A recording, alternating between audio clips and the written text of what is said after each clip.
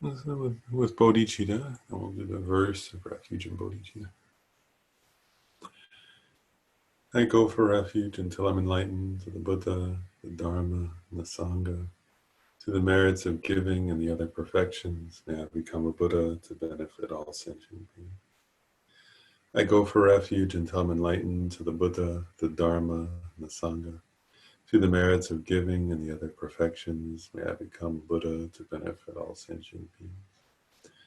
I go for refuge until I'm enlightened to the Buddha, the Dharma, and the Sangha. To the merits of giving and the other perfections, may I become a Buddha to benefit all sentient beings.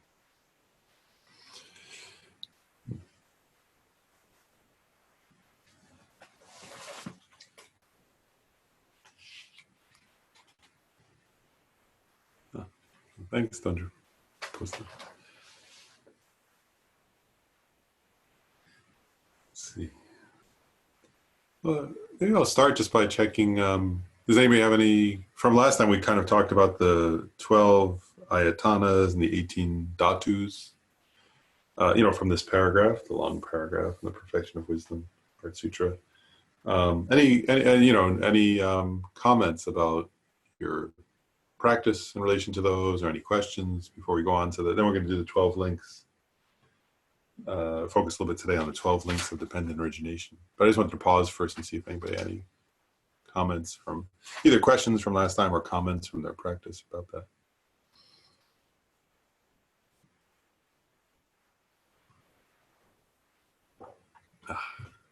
Oh, Cynthia, go ahead.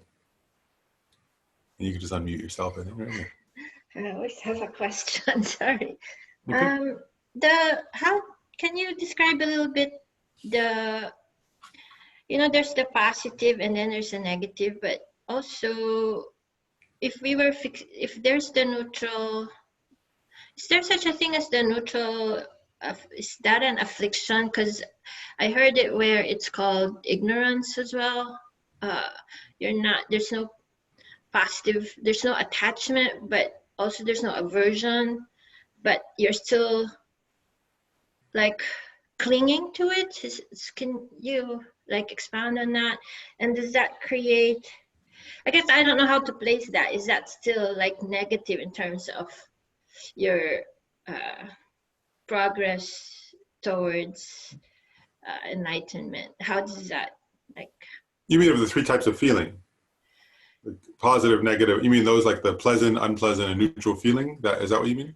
Yeah, because sometimes I've seen, like I've heard where it also, it's like a neutral, it does not produce any karma, but if you have ignorance towards it, how does that, so isn't ignorance by itself negative?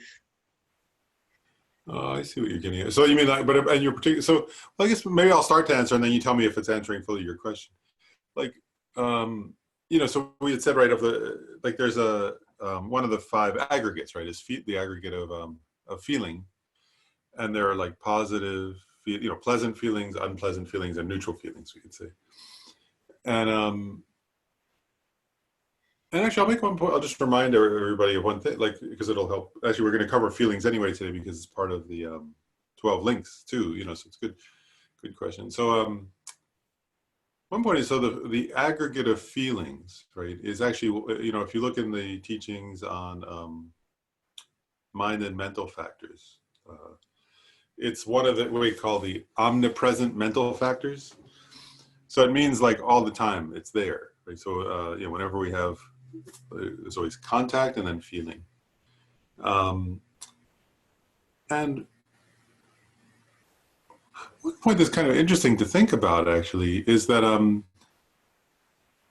first of all, as soon as we actually, the 12 links dependent origination point this out in a way. Like as soon as we have sense, actually what we were talking about last time, the sense faculties, right? As soon as we have senses, there's going to be contact with something, even in the womb, right? Babies can hear their mother's voice, and there's good scientific evidence, right? They recognize the tone of their mom's voice and so on. Like, so as soon as we have sense faculties, we have contact, in that case, hearing, or when we open our eyes, then we see, and so on. And as soon as we have contact, we have feeling. So it's always feeling something, pleasant, unpleasant, or neutral. And one point that's kind of interesting to think about is that feeling in and of itself is a result, actually. It's not a cause of karma, I mean. Like, so, in other words, in other words, if you're having and actually this is kind of important just in real life, so it's worth thinking about. Like, let's say you have a pleasant feeling in one moment, and then later you have a painful feeling, for example, and then we'll get to the neutral, but those are actually results, if you think of it from the 12 links of dependent arising. Because karma is created when we have intention, right? In other words, you create karma with intention. And so when you have a feeling, there's no intention, it just happens, right? Like, in other words, just by hearing a sound, if you hear like if the neighbor has a very loud, like, the whole house shakes if he starts his car, so it's like as soon as his car starts, you can see go like this or something. Automatically there's without any intention, there's like an unpleasant sensation, right? Because the house is shaking a little from his bad muffler. But there's no intention there, right? Then if I were to think, if I were to, in reaction to that feeling, if I were to think, oh, I'd like to help my neighbor, then I'd start to develop a positive intention. If I think, oh, I'd like to smash his car, then that'd be a negative intention. But the intention comes after, if that makes sense. So feelings are actually a result of previous karma. And then to get to your question about neutral feelings, right? So neutral, like what they say actually about neutral feeling, there are different teachings in different contexts on that. But one point is that they're kind of, actually, if you think of it this way, like our pleasant feelings are a result of our past time positive karma, right? If you were generous in the past, or if you were kind in the past, then you have a pleasant feeling in the future. If you were did something negative in the past, then you have an unpleasant feeling in the future. And then there are a lot of actions we do that are neutral, and they say that those are actually the karmic cause of neutral feelings. Like, so, so for example, like if you're just, there are a lot of things we do where you're not doing it with neither a positive nor a negative motivation. Like, yeah, so anyway, I mean, there are a lot of examples of that where you're not doing one of the 10 non-virtuous actions, but you're also not generating love and compassion, but you're just sort of, like walking down the street or something, with no particular, what's the word? With no negative intention and no positive intention. But then to get to, now that's just like sort of preliminary, but then to get to your real question, I think, so when we have a neutral feeling, right, there are actually different points about that. So I'll give two teachings I've heard. One is sometimes there's actually a clinging to the neutral feeling. Like we have this feeling of like, I don't want to have an unpleasant experience. And so I just want to stay in this kind of almost like neutral state. And so once you start to cling to that, right, then it becomes, what's the word? A mental affliction.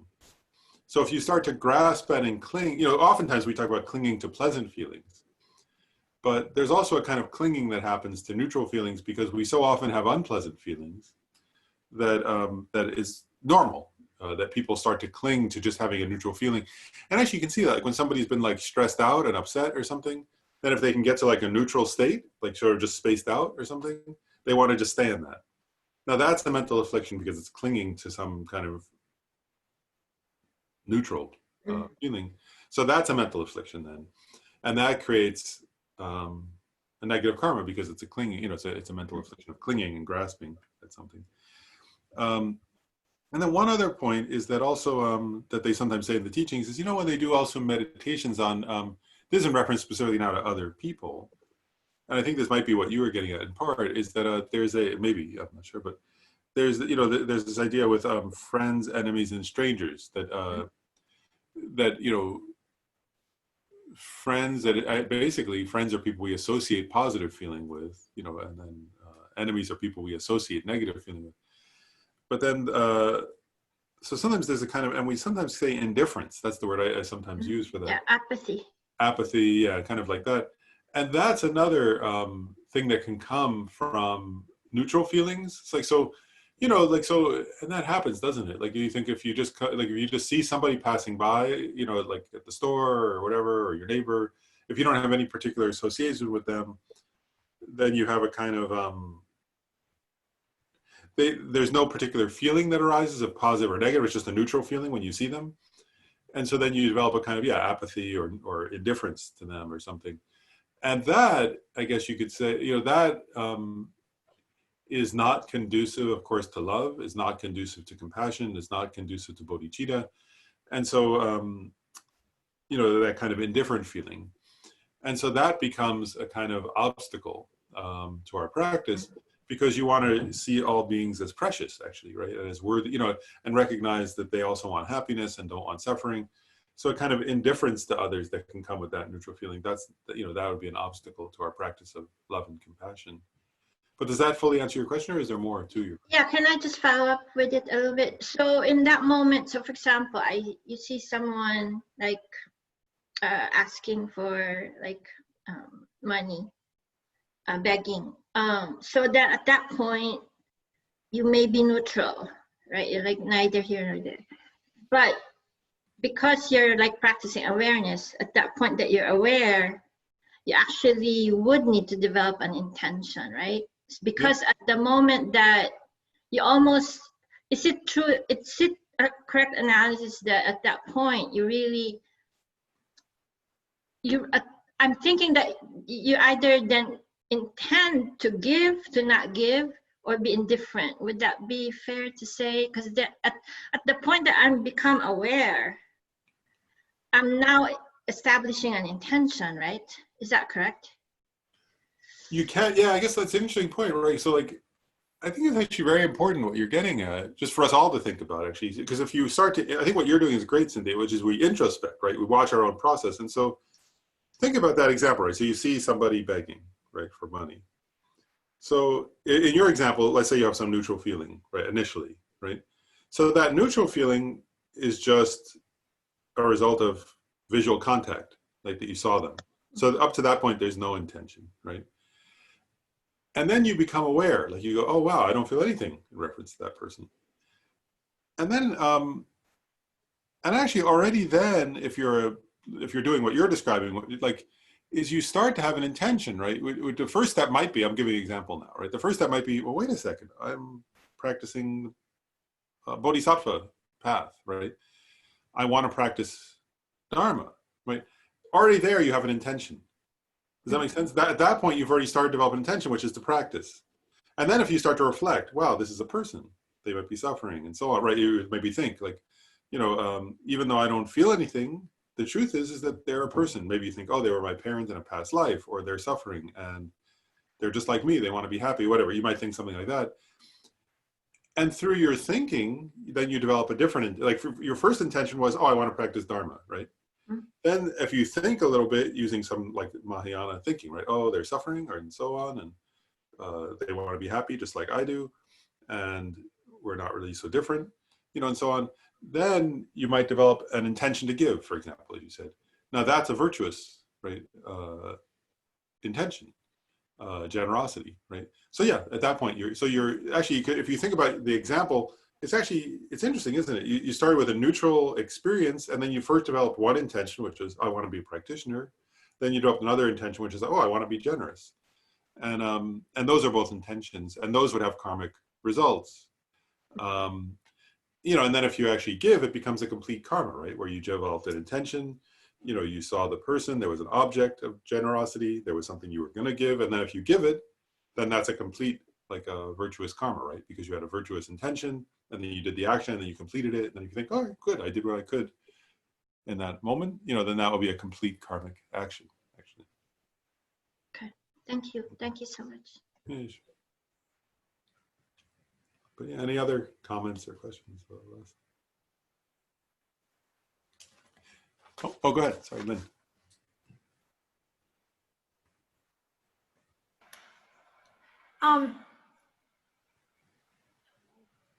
One of the things that seems sort of counterintuitive, which is, you know, there's a lot of pain in the world right now, a lot of bad things going. I mean, bad in the sense that people are suffering.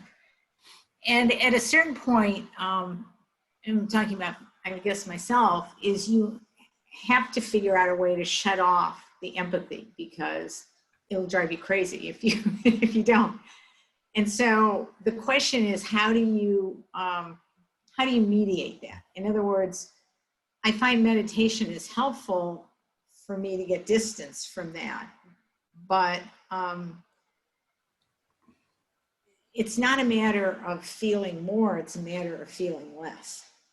Do you know what I mean? Or feeling is maybe the wrong word, but seeing it or experiencing it in a different way. Do you mean like because you become, after a certain point, like you become overwhelmed, or you become Overwhelmed. like, is that the issue? Like become emotionally overwhelmed, like sort of? Yeah. Yeah, because there is a lot of suffering. I mean, it's not a matter of not recognizing it, it's a matter of experiencing it too deeply.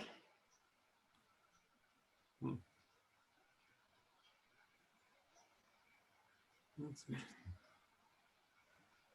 It's a topic I've been thinking about a lot lately. I think it's an interesting topic you're bringing up, and I think it's, actually, maybe I'll just share a personal reflection. I was going to give a formal answer, but actually I'll share a personal reflection. Like, actually, just last night I was thinking about this because of the talk. You were at it too. I saw, when you emailed me. It was late, but yeah.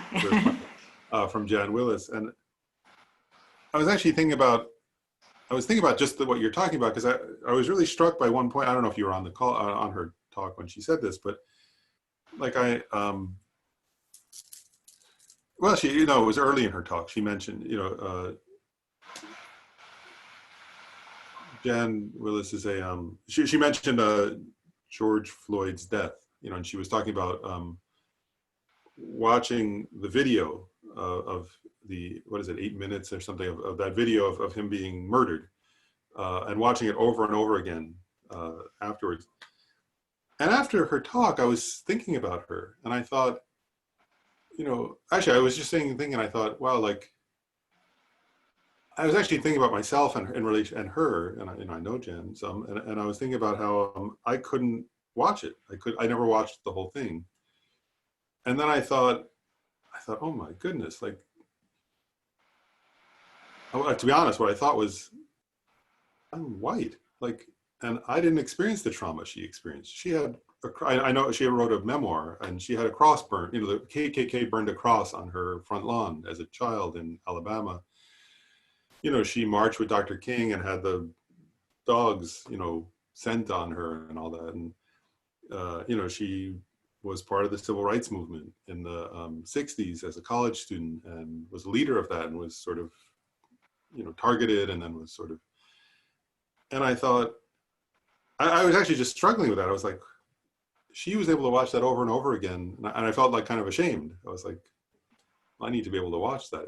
If she could watch it over and over again after all she's been through, then there's something wrong if I'm not willing to. It was like some feeling I had like that.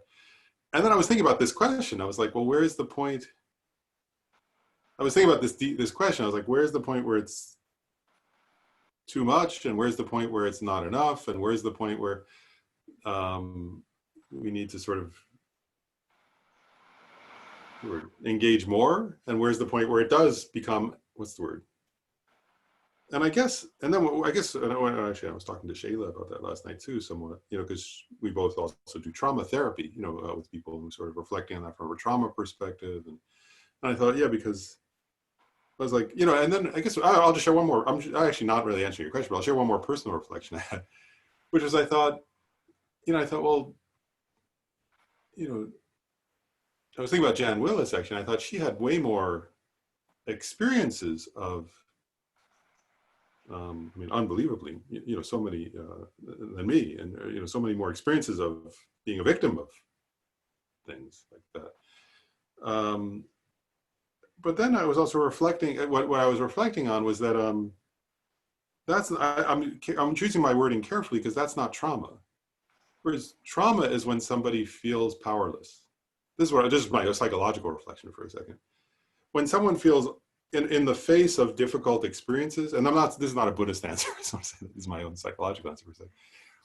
But what I was reflecting on just from many, many years of working with people who've been traumatized is that, and I was thinking about my Tibetan friends also and Tibetan teachers in this in reference to this, is that I was like, trauma is not what happens to us. Trauma is something that happens inside of our body and mind. You know, it's a physiological, to a large extent, reaction.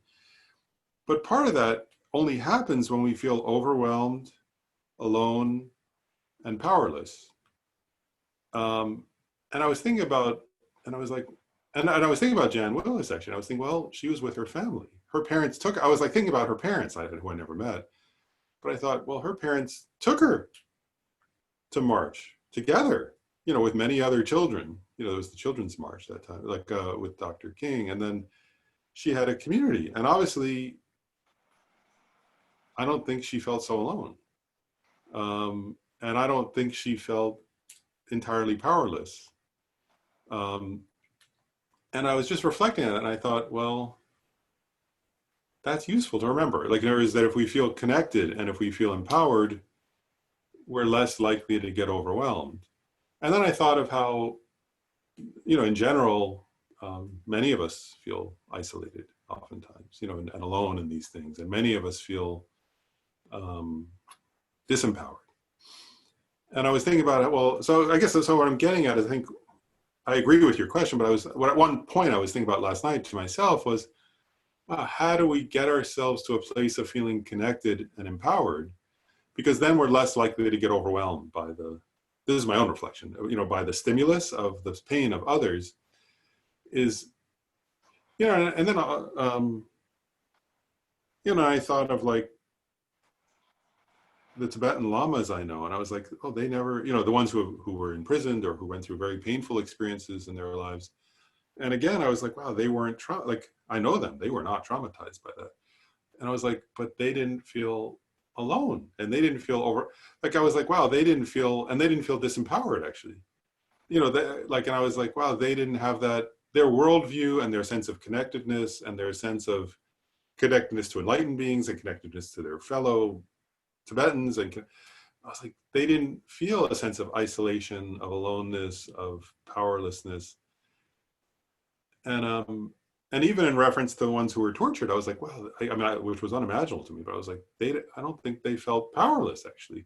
Although they weren't physically empowered, you know, I don't think subjectively they felt powerless. Now, for Jan Willis, in her case, was a very different story. It was I think her connection as a child, I mean, her connection to her family, her connection to her community, but in Tibetans, it's a different sense of, you know, culturally. And so I guess one point I was just contemplating last night is like, in reference to the suffering of the world, how do we bring ourselves to feel connected and empowered and strong? You know, because if you feel strong and empowered and connected, your nervous system doesn't go into that overwhelmed state. And I was like trying to track that in myself, to be honest, and being like, well, wow, when do I disconnect and get overwhelmed? And when do I feel empowered and connected? So anyway, that's one reflection. So I think from my own process, at least, that's one thing I'm sort of really trying to look at is are there, one way of mitigating the overwhelm is to cultivate those states of empowerment, but then of course there are times where we also need to not overwhelm our nervous system. So I think your point is correct. And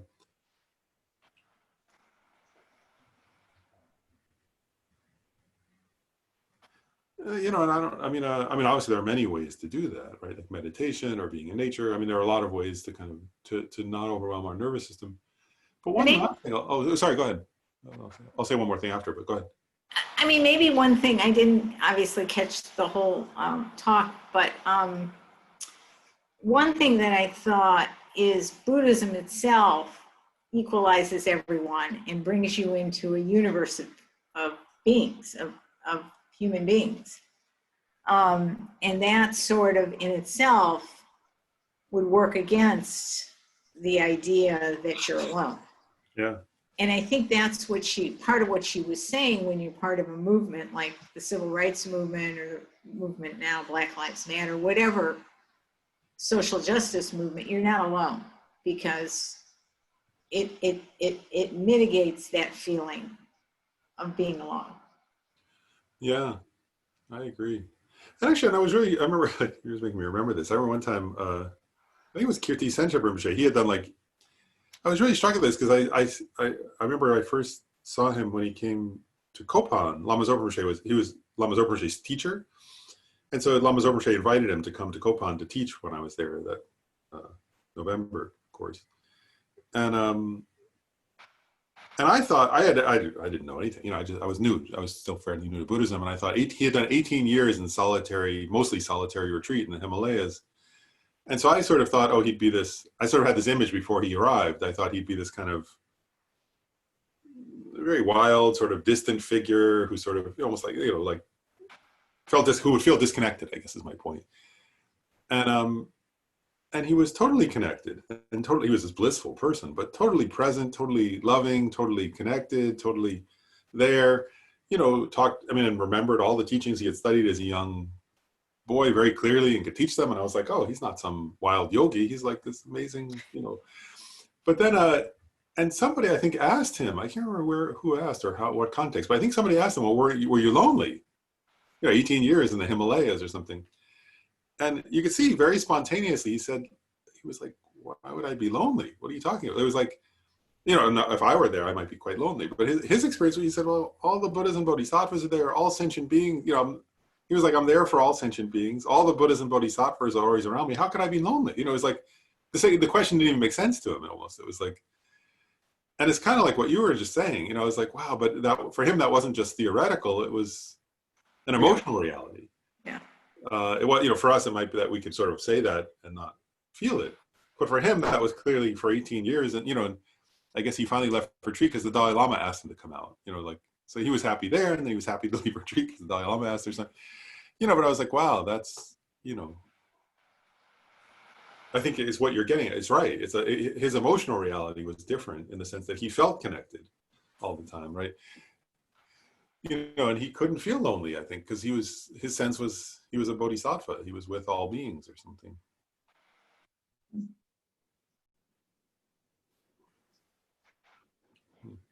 I did once also, I just thought the comment I was going to make, because I did once read, this is something I read, but the Dalai Lama had once pointed out that, because you see, like, he always was meeting, right, with the Tibetans who came out, like all the times when Tibetans would come out of Tibet and they'd been tortured or lost everything, and they would come see him, and they would just, you see all the videos like that where they would just cry, like they all want to come to the Dalai Lama and just cry, so many people. And I think somebody must have asked him, like, how do you do that, like week after, for decades he was like meeting with brand new refugees, and they would tell him their stories,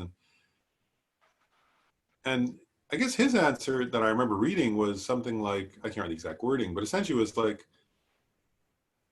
that it was, that his meditations on bodhicitta, on the bodhisattva path, made him want to be present to those people.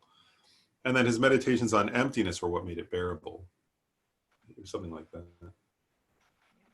So I think that kind of answers from a Buddhist perspective, what you were raising.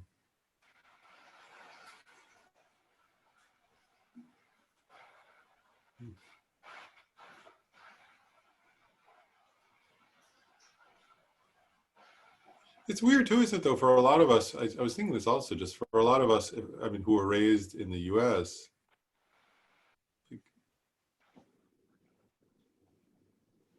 during a time of, during our lifetimes, we're just not as familiar also, isn't it? Like, with some of what's going on now. It's new, a lot of people in a lot of parts of the world are much more familiar with instability, and so we've had a very sort of relatively easier time.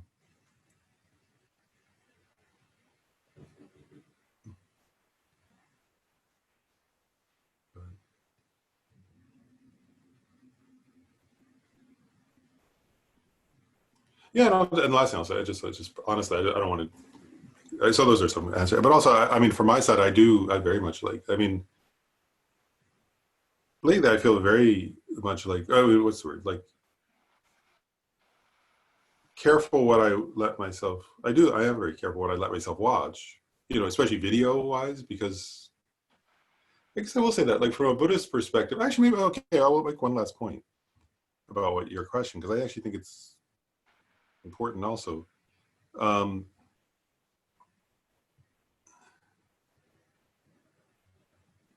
trying to think how to say this the right way. Like,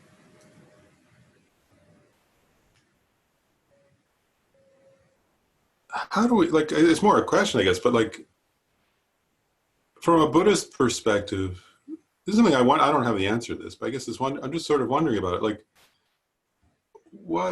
what's the part that, like, to sort of look internally, because I can't answer this for anybody else. I'm not sure I can even answer it for myself, but like, what's the part that makes us overwhelmed? Like, from a Buddhist perspective, what's the mental state that, I mean, I feel overwhelmed sometimes too, so I'm not, it's a genuine question, is, and, Lama Zopa, I guess what I'm contemplating is sometimes Lama Zopa gives us advice about the news, where he says, when you watch the news, which I don't watch the news, I read because I have more control over the process if I'm reading than if I'm watching video news, personally. But the same point applies. Is he says, Lama Zopa says, what's your mental state? And he brings a point. He says, if it's love, he says, like, is there, actually, to sort of introspect as you're sort of, if you're exposing yourself to some input, right? Is it hopelessness, or is it love, or is it compassion, or is it outrage, or is it anger, or is it joy, or is it, and I don't have the answer to that even for myself always, but certainly not for anybody else. But I think that's an interesting question also, is like, and what Lama Zopa would say is, like, it does say sometimes, is with any stimulus, actually, if exposing yourself to that stimulus gives rise to mostly to mental afflictions, then we should stop that. Whereas if experientially, if it's giving rise to stronger and stronger love, let's say, well, then that's a good thing. And I guess that's what just struck me, is like, my impression, actually, I'll just share the last reflection I'm having right now, is like, I think she said it, actually, I don't know if you were there for this part, but part of what, again, struck me was like,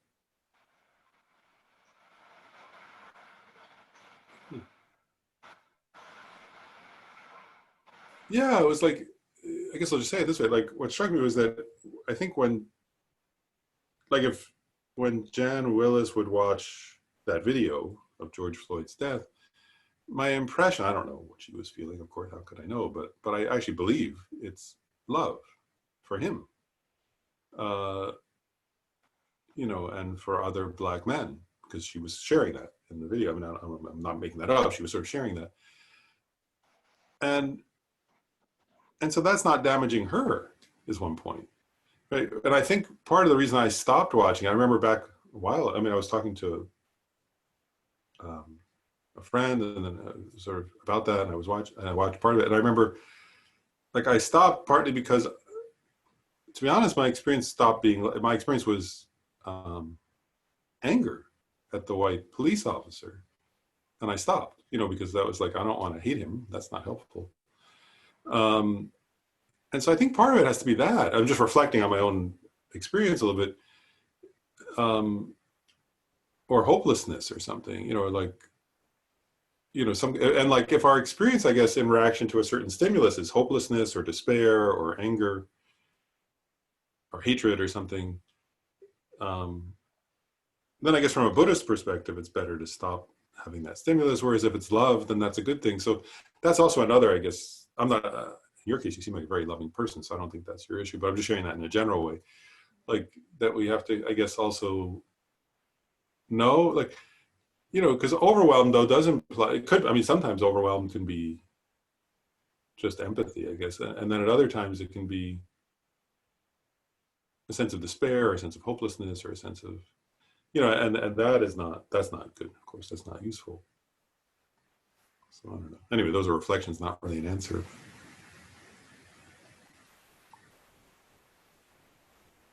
Yeah, I mean, subjecting yourself to, these terrible things that happen. our office manager, who's African American and I'm close to, George Floyd was a distant cousin that she didn't realize initially, but they have a very large family reunion, so she remembered him from that. And she can't, I mean, when there was a moment of silence for 8.5 minutes, I said, did you observe that? And she said, I can't look at the video. I just can't look at it. And you understand, because she's lived this experience. Yeah, no, and I do think well, in her case, obviously, but I think for all of us also, it is important to listen to our own body. And if we're starting to get overwhelmed and traumatized by something, that's not helping anybody, is it? I mean, we have to sort of be.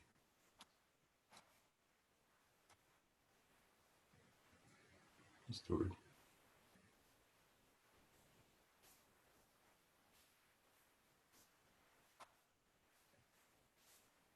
Yeah, I mean, yeah. It's not, anyway, overwhelming ourselves doesn't help anybody, does it? Like whatever is, that's not useful.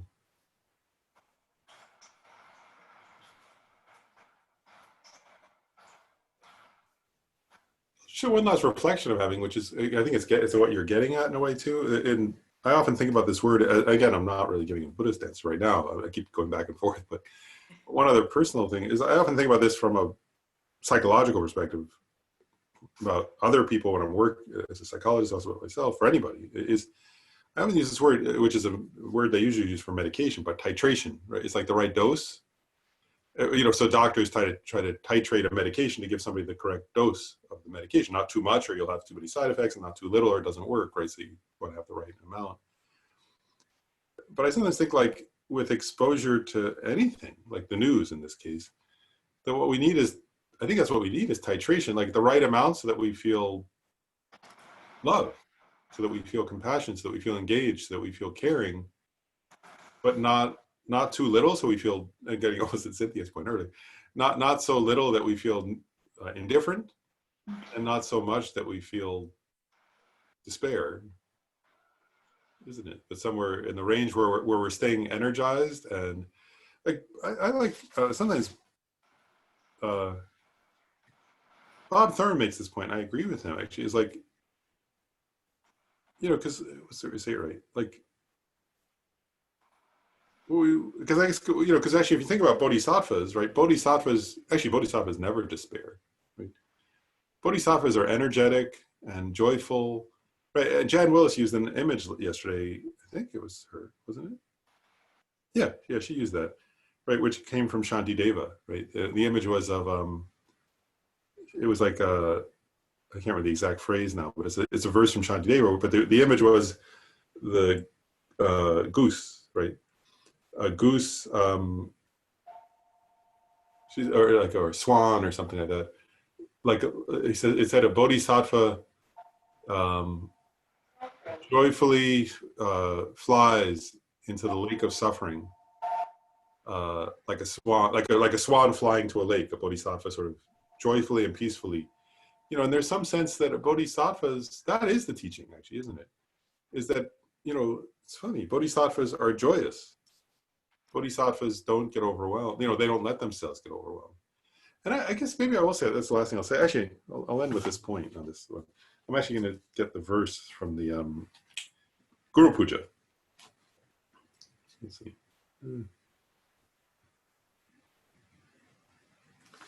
Oh, it's a couple pages further. Here it is. It's the verse on joyous effort from the first Panchen Lama's Lama Chopa, the Guru Puja. And actually, because I think it gets directly at your point, and it's a verse I say every day.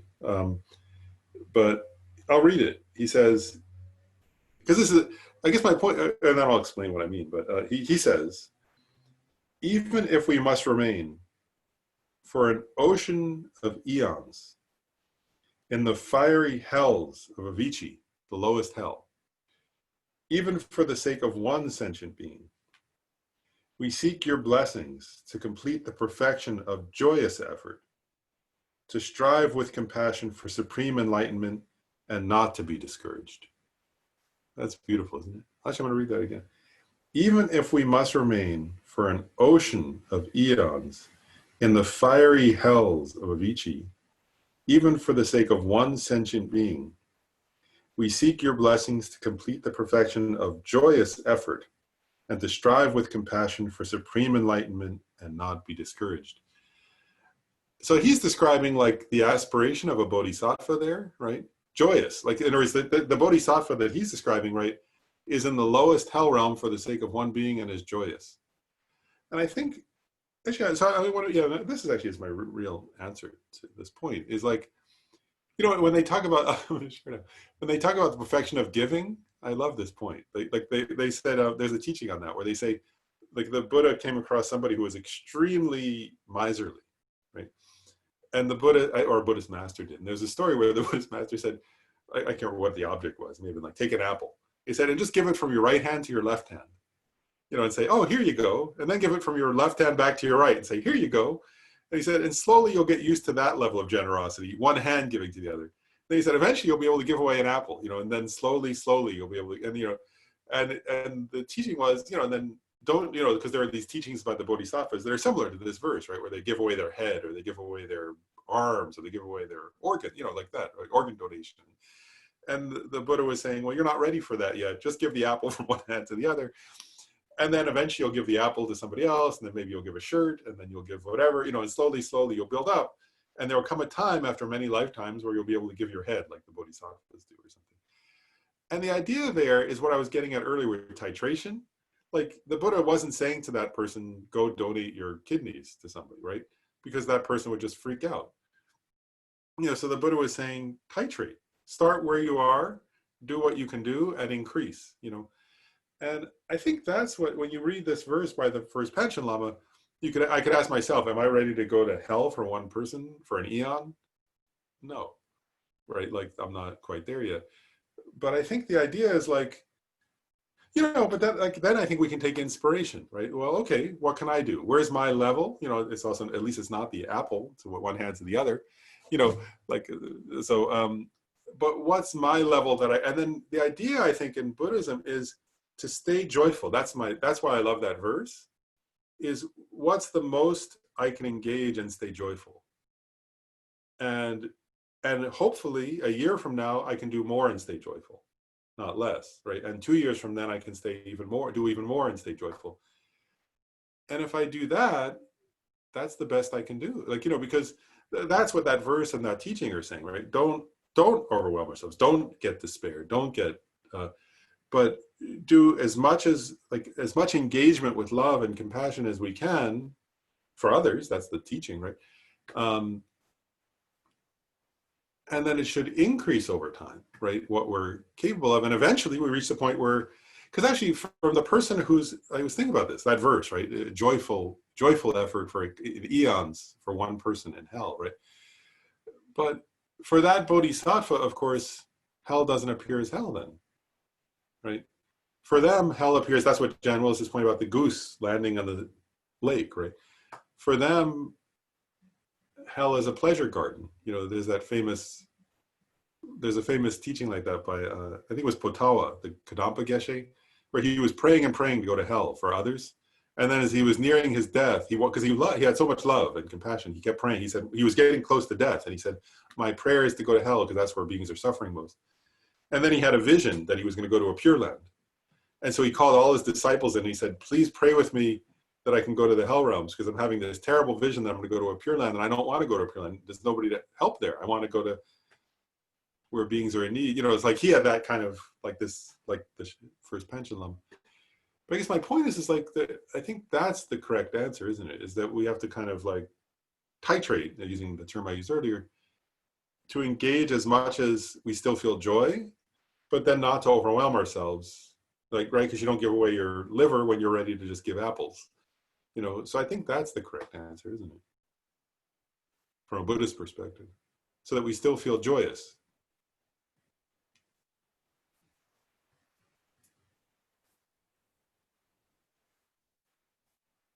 Yeah. Other thoughts or questions?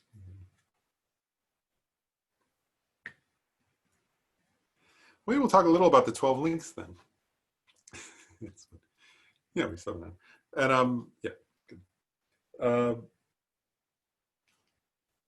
So actually the 12 links of dependent origination,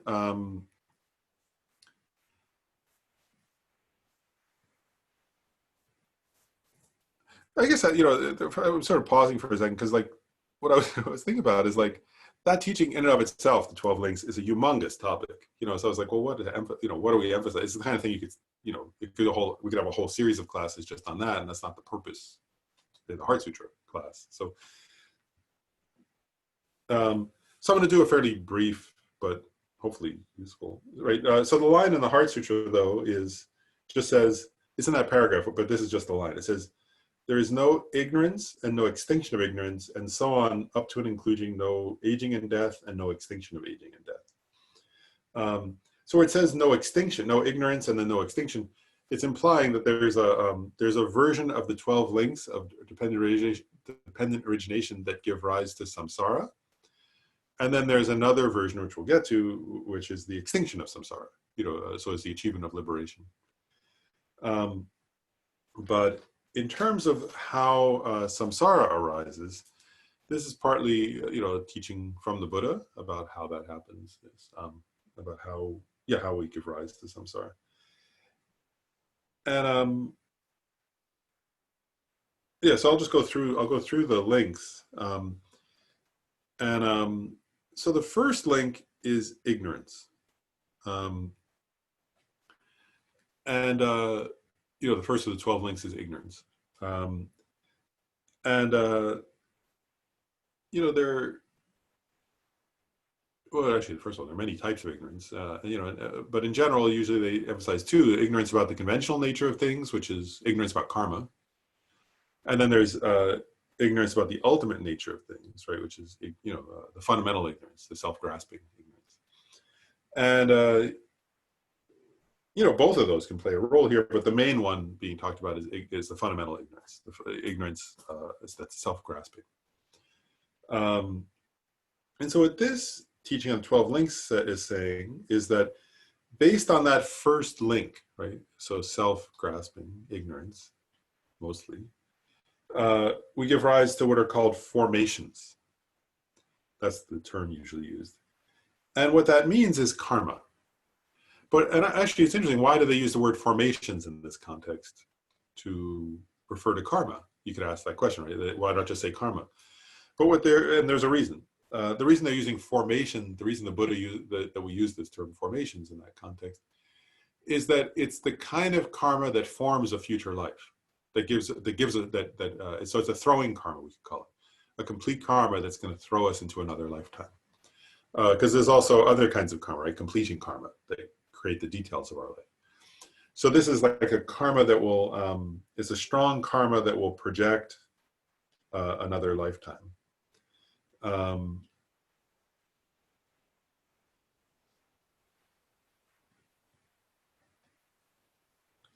actually want to pause there for a second and just share something related to this, which I found one time recently.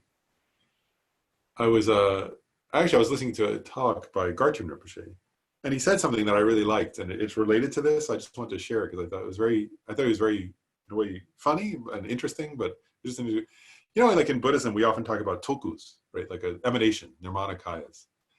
You know, and we have this term, right, which is a good term. You know, like so there's an emanation body, right? The toku, like so a Rinpoche who's a toku, who's an emanation of like Dalai Lama said to be an emanation of Avalokiteshvara, Panchen Lama said to be an emanation of Amitabha, right? And the point there is that, you know, in a way, they're emanations of the Dharmakaya, right? So they're bodies that are sort of emanated and appear to us as expressions of the Buddha's love and compassion and wisdom, right? And the point Garchim Rinpoche made, which made me laugh in a way, was he said actually we're all emanations. It's just some of us are emanations of hatred. Some of us are emanations of craving.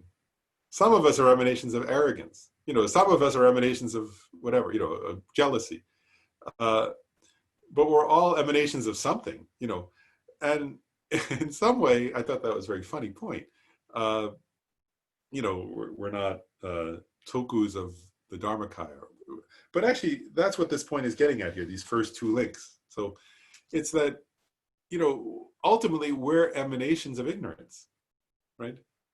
In other words, through the power of ignorance, we create karma, and that emanates us, right? That's formations, right? So like, it's kind of funny. In some past life, we did an action and we're an emanation of that, right?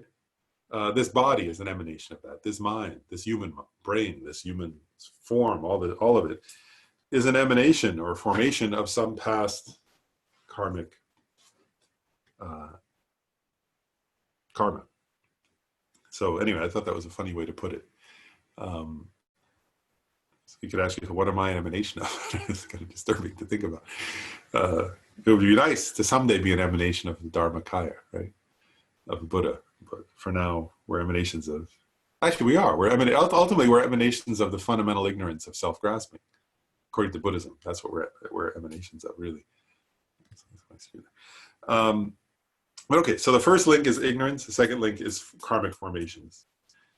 And then the third link is consciousness. And the idea here is that the karmic seed is imprinted on the consciousness.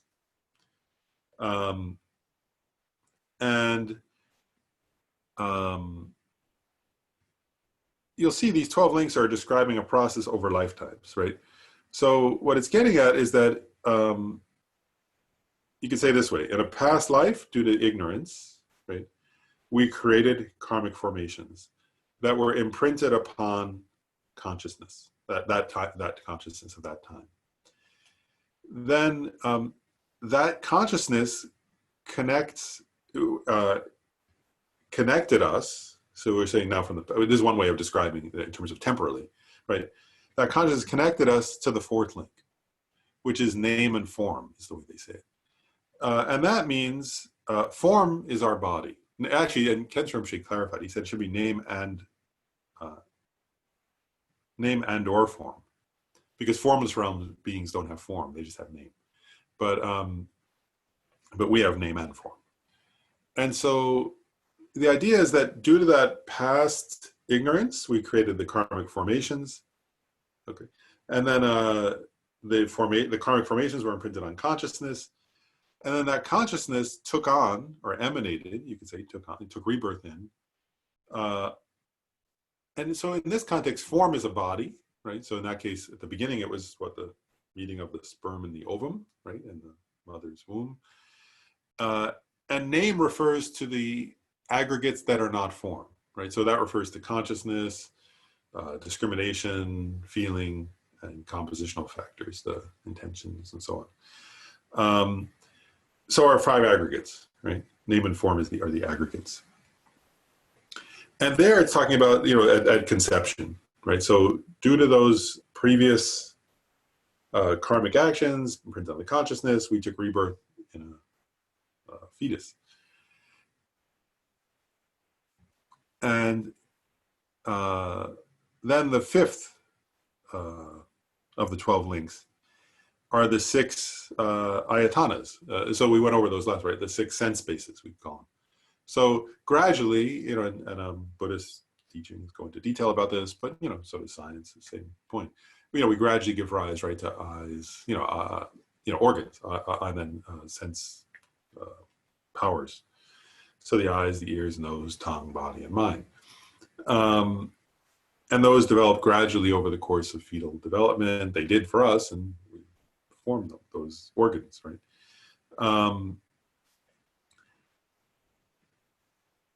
And then once you have those, right, then actually it's interesting, like once you have name and form, once you take rebirth, you don't have any control, right? You're going to develop the senses of whatever life form you are, right? And they're different according to different realms and different kinds of beings. We have different faculties somewhat for different kinds of beings. And then, but once you have faculties, then without any choice, there's contact. So what's contact? Contact is when the sound reaches the ear consciousness, ear sense power, and then consciousness is aware of sound, right? Or after you're born and you open your eyes and for the first time and you see, right? Then there's contact with visual, visual stimuli and so on. And this is what Cynthia's question was getting at earlier now, that's the 6th link, right? So due to the sense bases, contact arises. And then due to contact, without any choice, feeling arises, right? Pleasant, unpleasant, and neutral feeling. And that's just a result, right, of the previous, all that is a result of the previous karma, right? So without any choice, then you give rise, feelings happen. Feelings happen moment by moment, every moment. Neutral or pleasant or unpleasant feelings happen.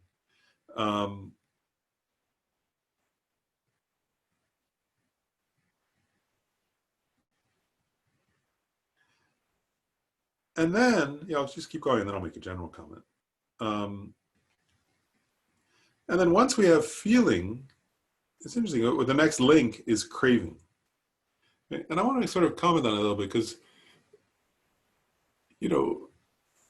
we have craving throughout from the moment, from that first moment, when we have, from the, even before we're born, we crave all the way until, in this life, until the moment of death, we still crave. Craving is,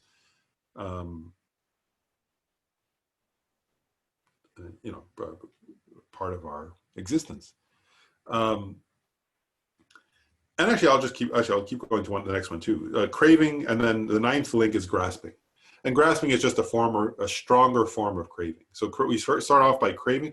Now I want to comment on something like that Chandrakirti actually says. Chandrakirti makes a point, which I think is worth thinking about, because so I'll say Chandrakirti's point first. There are a lot of points here that you can make on this area of the 12 links. But one is, we often think that we're craving objects, don't we? We want something, someone, something, we say that. And one point Chandrakirti makes in his analysis of the 12 links of dependent origination is he says, actually what you're craving is the feeling. Whereas you think that a certain thing is going to give you a certain feeling. And either you want, and what do we want? We want a pleasant feeling, or we want to stop an unpleasant feeling, or we want to stay in a neutral feeling in order to avoid an unpleasant feeling. There are different types of cravings. And he says, but basically, and I think this is worth us, Chandrakirti makes this point though, he says, really it's the craving comes from the feeling. And so you once had a pleasant feeling, let's say, in reference to a certain thing, or a few times, and then you start craving to get that feeling back. And so in your mind, you think, I want that thing, right? But it's actually rooted in the feeling, and the reason why I'm emphasizing that a little bit is that's worth noticing for ourselves. Does that make sense? Because we really focus on the object, which is a kind of very extroverted or externalized sort of focus. But if you check your inner experience, that's what I think is useful. If you really check, it's like what you're actually looking for is a feeling. And oftentimes it's what? It's a feeling of pleasure or a feeling of relief or a feeling of escape, which are all pleasant feelings you're seeking, right?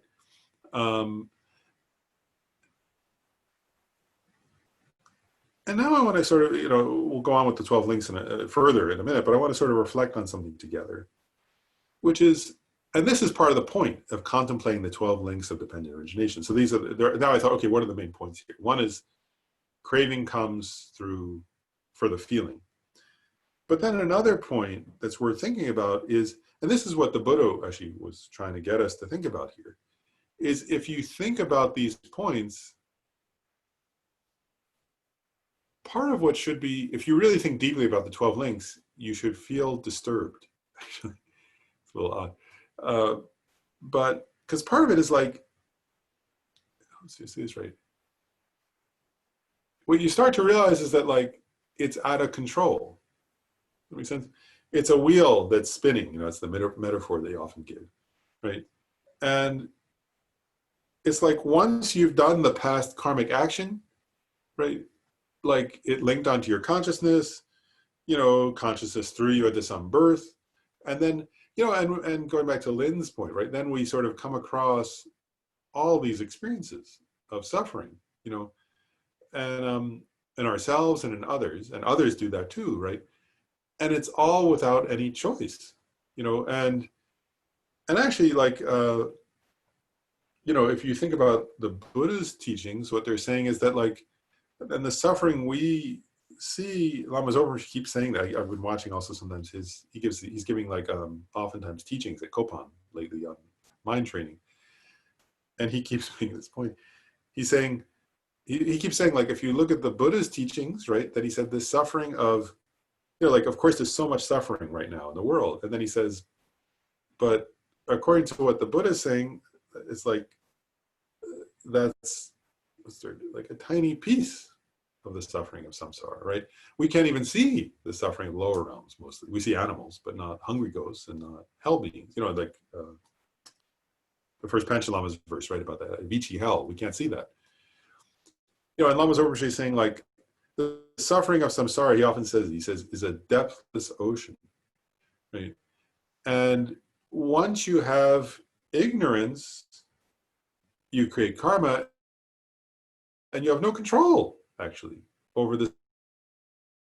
All the beings in samsara have no control. They're thrown around like without any choice, right? Like and it forces us, ignorance and the karma, mental afflictions and karma, force us to sort of, and others, all of us, and by us I mean all of us, right? All of us samsaric beings, to be thrown over and over again into these different situations, and the suffering is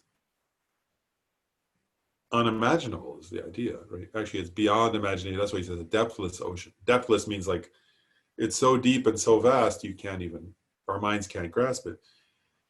And if you think about this, because in the Lamrim tradition, right, the point about thinking about the 12 links of dependent origination, when you think about them in this order, which is the order in which they give rise to samsara, the point is actually for us to give rise to our renunciation. Does that make sense? To a sense of revulsion, like, I want to be free from this. I don't want to, like, where you actually start to feel, well, I don't want to be somebody who, through the power of ignorance, is forced.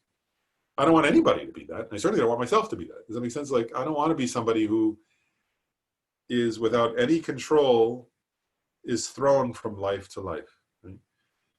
And yeah. And then there's in that context, before going on in the 12 links, there's a point that's sometimes made, which is that 3 of the 12 links are mental afflictions, which are causes, right? What are the causes of samsara? Karma and mental afflictions, right? So 3 of them are mental afflictions. Well, you already covered them. That's why I can say it now. Ignorance, craving, and grasping. Those are mental afflictions that are causes. Right? Then 2 of the 12 links are karma. The second one, which you already mentioned, is karmic formations. And the next one that we're up to now, the 10th, is, they call it existence. And existence is also karma. And here, what they're getting at, I'll just continue on and sort of finish the 12 links now. So existence is karma, but what they're getting at is this, is that we have craving and grasping, right? We just covered those. And from the moment we're conceived, those start, right, of this life. And then if you check, right, it is normal, you check, if each of us check, our whole life we have craving and grasping, right? We're always craving and grasping for something. And what the 12 links are getting at now, and there are different ways, I mean, again, I'm not going to go into every detail because there are complex ways to present it, but just a simple way to present it is this, is, we covered it before, like the ignorance of our past life led to karmic formations and so on. And we have countless karmic formations imprinted on our consciousness, is the idea, right? We've had limitless, beginningless samsara, so we have an infinite number of karmic formations. Anyway, so one ripened, we took name and form, which was a rebirth, we developed senses, and we've had contact, which led to feeling, and therefore we've had craving and grasping all the time, our whole life. And what this is saying is this, and then because of that, we've been creating more karma, right, this whole lifetime. And actually, in one day, we create so many karmic causes, right? Every time you have an intention to do something, you're creating karma, right? And so the idea is this, with craving and grasping, is that when the time comes, the inevitable time that will come when each of us is going to die, we will have craving and grasping then also. And actually, when you're dying, what you crave and grasp at are important, is part of the point here. Because, first of all ordinary beings who have not realized emptiness do have craving and grasping as they die. We can't help it, right? Again, it's like we're not capable of not doing that. That's one way of putting it. Until you realize the nature of your own being, you can't help but, as you're dying, give rise to grasping. And what they say actually is that grasping, which is a mental affliction, as I just pointed out, that's why I wanted to say that then, grasping is one of our mental afflictions, right? It's a kind of desire. And what it does at the time of death is it activates a karma that we created in the past. It causes that, it's like there are different words they use, but sometimes they say it's like a ripening factor. It's an activator. It's like the sunlight and the earth and the water on the seed, that ripens a karmic seed that you created in the past. And that's the existence. So existence is a past karma that is in the process, due to our grasping, of being ripened at the moment of death, that's going to now throw you into another life. That's what that existence is. So existence is karma at the time when it's ripening, when it's ripened, and when it's about to sort of cause another lifetime, project another rebirth, they sometimes say, emanate another rebirth, using that language of Garjanot.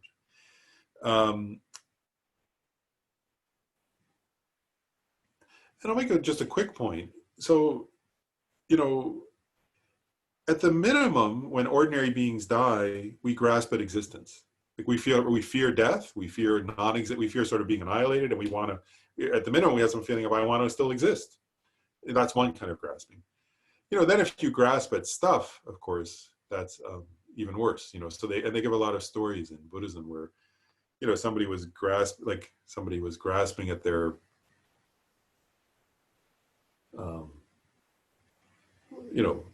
actually there are a lot of, I read a story like that, where somebody was like, they were grasping at like an object, like their wealth or something, some object that they owned.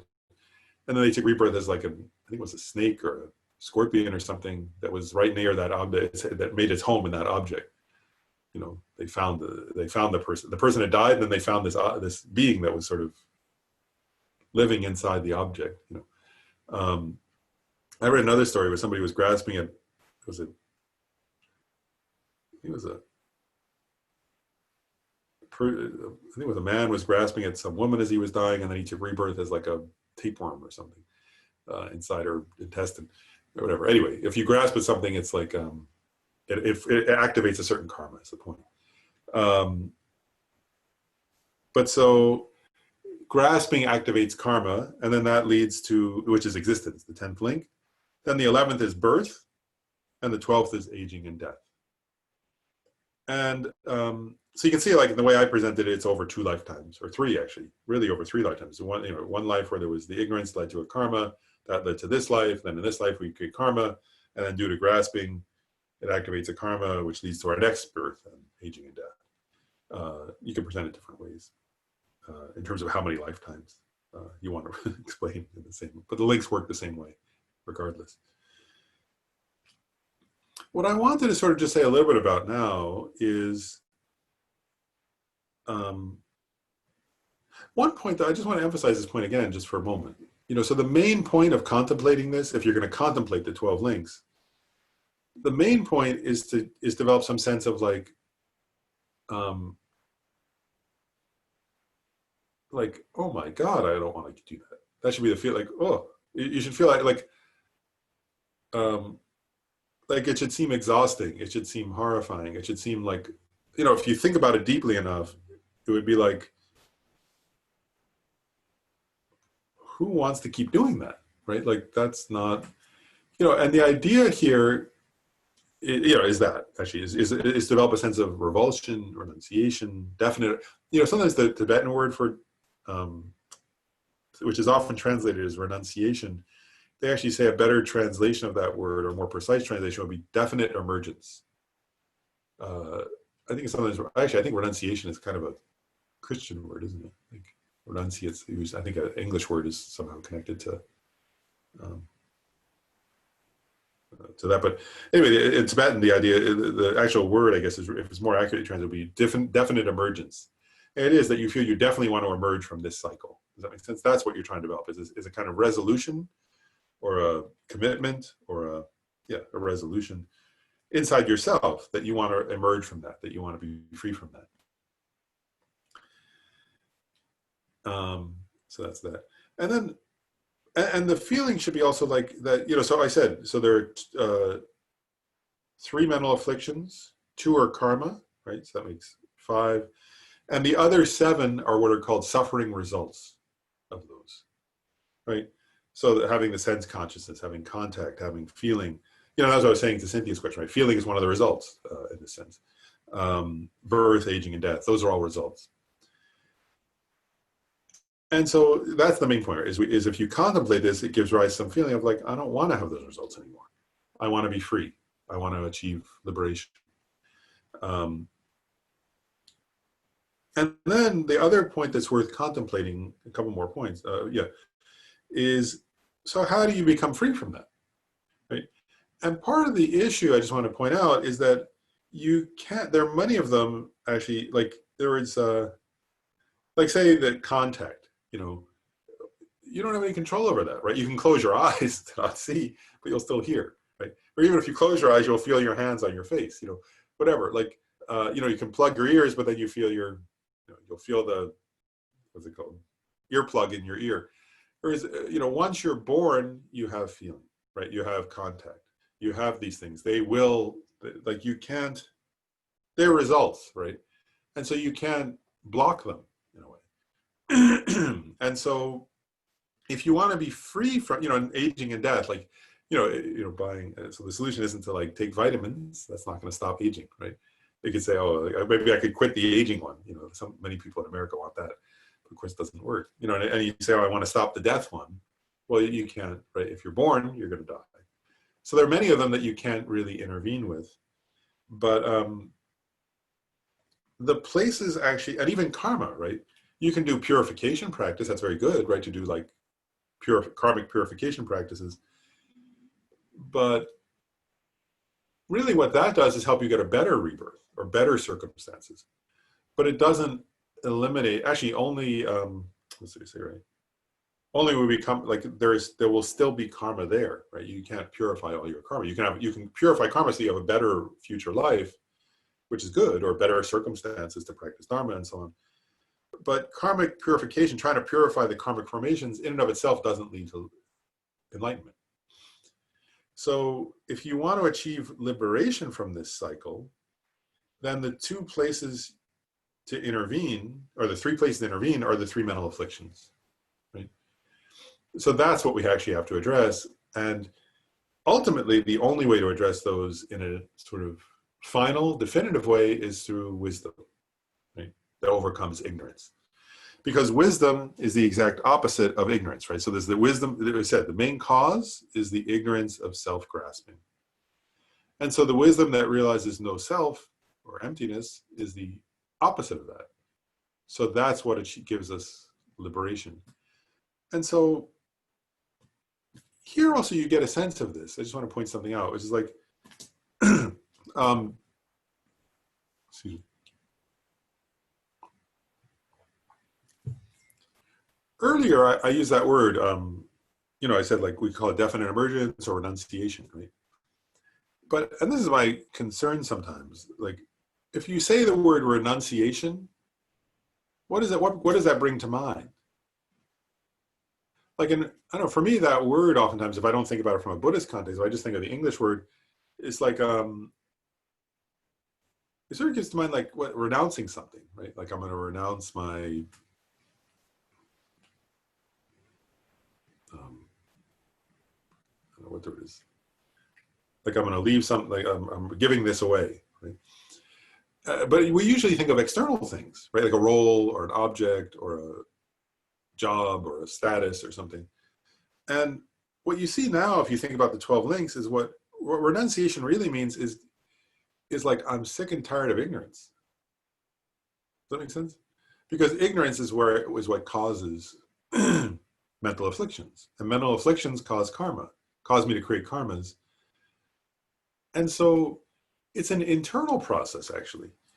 And this is, I guess, what I wanted to sort of, in a few more, give a few minutes to, is this is what we also have to very deeply contemplate, I think. I think this is the main thing that's so wonderful about these 12 links, is to introspect inside ourselves and check, because this is the Buddha's teaching, right?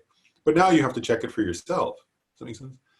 And so you have to ask yourself and watch your own mind. And it's actually, if you do it, it's like amazing, I think, where you can actually watch and see like how, wow, like going back to now the Heart Sutra, right? Where, what does it say? That line where early on in the Heart Sutra, it says, things are empty of inherent nature, right? But all the time, I see things as if they have inherent nature. I see myself as if I have inherent nature. I see objects and I see other people as if they have inherent nature, right? Always I'm like that. And then if you check, what you find actually is that unless I'm countering that, unless I'm actively doing something to counter that, without any choice, I give rise to mental afflictions. Right? Like, I would like to have peace of, actually, it's like true, right? Isn't it? If you check yourself, like, I would like to have peace of mind. I would love to have very peaceful, blissful mind, right? But because I have, a body with sense consciousnesses and so on, and I have contact with objects, and because I always see myself and those objects or people or whatever as having inherent nature, then every day I give rise to mental afflictions. And when I give rise to mental afflictions, I do things. And that causes suffering. And it causes, and you can actually watch the process. Does that make sense? And if you try to decrease, actually, and it's really true, right? Like, in other words, and I think it's also getting at Lynn's question in a broader way now, in a much broader sense, right? If you start to look, it's like, wow, like all the time, like, it's not just like, you start to go, wow, like, it's actually quite disturbing, right? Like, it's funny. Like, if I were to like, so you say this right, like, if I turn on the news, right? And let's say I see something and then I start, and then like if I see a certain story or something, right?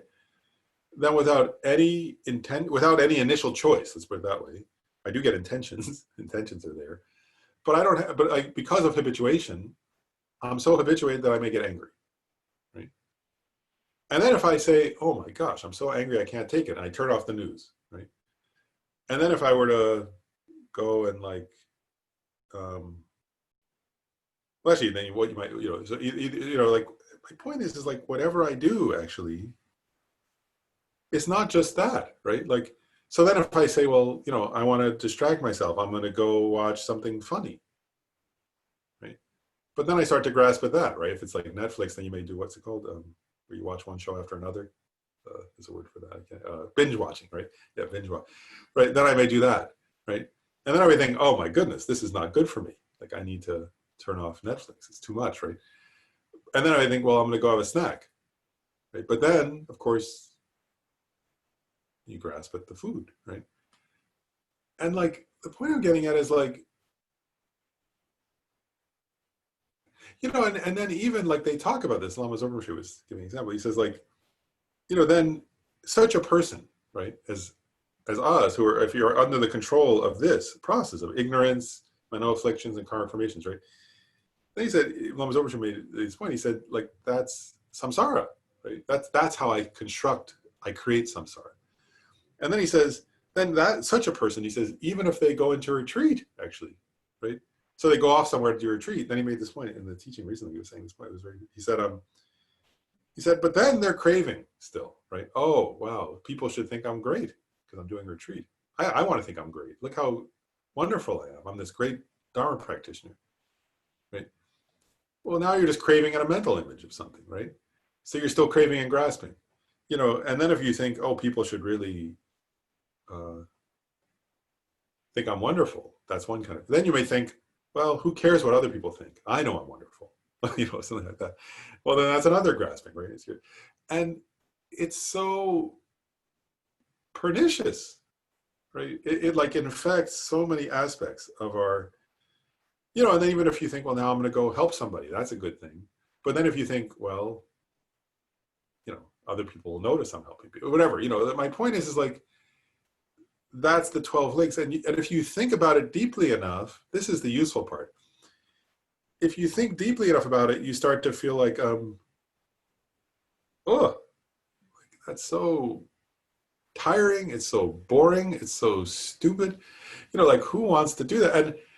And the point is then whatever you're doing, if you give rise to that, that's Dharma practice then, right? Like, then you're practicing Dharma, right? Because you're feeling, I don't want to be under the control of ignorance, and then giving rise to mental afflictions. And whether you're watching TV or you're in retreat or you're eating lunch or whatever, if that's what's in your mind, then you're practicing Dharma, right? Because you're feeling some sense of that your intention is not self-promotion, and it's not grasping at some fleeting pleasure. Your intention then is to overcome the mental afflictions of ignorance, which is the very nature of the Dharma practice, right? Is to overcome those things. Oh yeah, Annie, go ahead. So I have a question about that, because I get stuck here all the time. Okay, so say you bring up that intention, right? You have this intention, right? But in the example we were using of seeing, you know, an unhoused person begging for money, like, great, maybe I have that intention, but I don't have cash, or I have all these realizations that prevent me from doing the action, right? So at that point, I start asking myself, what good is having the intention if I'm not going to follow through on the action?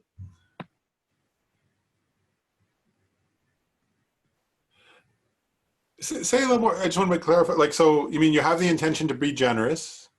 Right. So say I have this intention to be generous, or to stop this craving cycle that I've got with my little video game that I'm currently hooked on.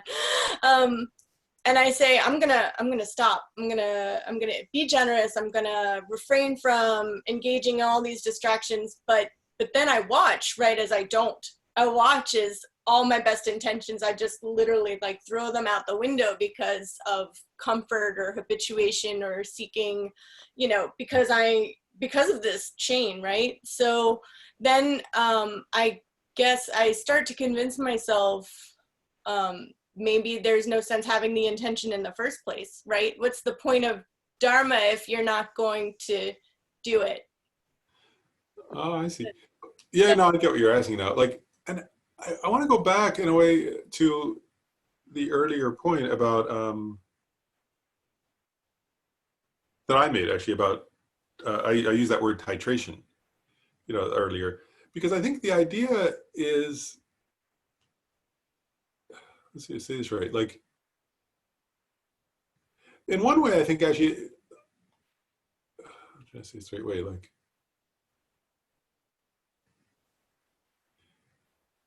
you know, on the one hand, we're so habituated that it's difficult. That's kind of what you're implying, right? And at the same time, if we don't start, we'll never get anywhere, right? And so I think there are a few points, because one is like sort of, and actually it's connected to you, it's funny, what you're asking in a way is very profound, and it's also connected even in a way to what we were talking about earlier with Lynn's question. I think about this whole issue of titration and about how do you do it is like, I actually think like, I want to give an example in relation to what you said, Annie. Like, it would be like, can I, while I'm doing whatever, like say the video game or something, right? Like, can I be more aware than I was yesterday of what's really happening inside myself, right? Because actually the question, in a way, I want to point, one point I want to make a few points actually. One is, the issue is not really mainly, from a Buddhist perspective, the main issue is not do I stop the video game or keep doing the video game? That's not the main question, right? Because actually a person who stops doing the video game but sits around thinking about doing the video game continuously isn't really any better off than the person playing the video game, right? Like that's not the solution, is it? The solution is wisdom. You know, and so I guess what I want to suggest is part of the solution that would be not like, can I do some radical thing and can I, you know, and even like, share like, it's kind of the point about I made earlier about the apple going back and forth. I'm going to go back to the example that was, I don't know, well, you used the example now, and I think earlier it was from Cynthia maybe, but about the beggar or the person begging, right? Like, I think I once said this before, but like one time, you know, Ken Rinpoche made this point. He said, for a beginner, it's less important if you actually give or not. What's more important is that you have an intention to give and that you, he said, if you visualize giving for a beginner, that's better than actually giving. And the reason, and somebody said, why is that? It seems like it should be better to give. And what Ken Rinpoche kind of pointed out was he was saying, you know, eventually, of course, we need to help others, you know, but he made this point. He said, if you're a beginner and you give and then you mainly get caught up, it's easy to get caught up in like, well, was that person grateful? And did they think I was wonderful? Or do I think I was wonderful? Or whatever, you know. And he said, but if you visualize giving, nobody cares, you know, and like, you can't really show off to yourself even because all you did was visualize. And he was kind of like, you know, so for a beginner, maybe that's better actually, because then at least you're just cultivating generosity, which is actually a state of mind. That was his point, was that generosity is a state of mind. It's not a behavior. If you cultivate that state of mind enough, eventually you'll also give because that's what generosity wants to do. But then it'll be spontaneous, if that makes sense. And so I guess the idea would be that I'm suggesting is titration or is step-by-step. I just saw somebody type baby steps, which I agree with. But it would be like, well, can I don't know, whatever. Can I be more aware? Can I do 5 more minutes of being aware of what's my own experience? Can I pause sometimes and notice, you know, look at my experience of whatever the game or whatever it is in reference to the 12 links of dependent origination? Can I do that once a day? Whatever it would be. But I guess my point is like, because I think it's easy to focus on the external behavior part, but that was what Lama Zopa was saying, is that's not, and Ken Rinpoche was saying the same thing, that's not the actual measure really of progress. The measure is, am I more aware? And part of what the 12 links of dependent, if you contemplate this, right, is if I come back to that enough, then, and I contemplate that enough and I check my own experience enough, then there will come points where the mental afflictions associated with whatever that I'm analyzing, I actually get kind of tired of them more. And then a little more. And it's a very gradual process. And that's what the Dalai Lama says, isn't it too? He always says this point. He says, we should measure our progress. He actually said that once. He said, like, it should be over a course of over a year or two, we should be able to see some increase of self-understanding, but it should be gradual.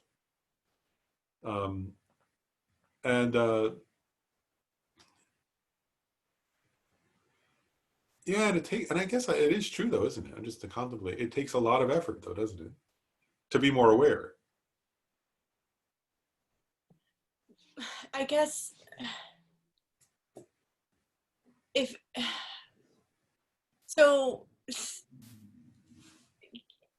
guess I get stuck because I think that if you're aware of, you know, like the joke about you go to the doctor, it hurts when I do this, and the doctor says, stop doing that, right? Like it should be that easy. It should be that easy to have this awareness and say, I'm done. I'm tired of it. Like it is like, I'm tired of it, but I continue to choose.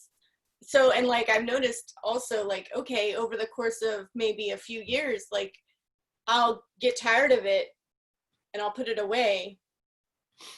But then the same kind of, then I keep coming back, as it were. So I guess like if I can keep coming back with more awareness of how I keep coming back, even as I'm, you know, poking myself in the shoulder and, you know, the doctor's telling me to stop, but I keep choosing to, then I guess the goal is not to stop, but to just look at how it hurts?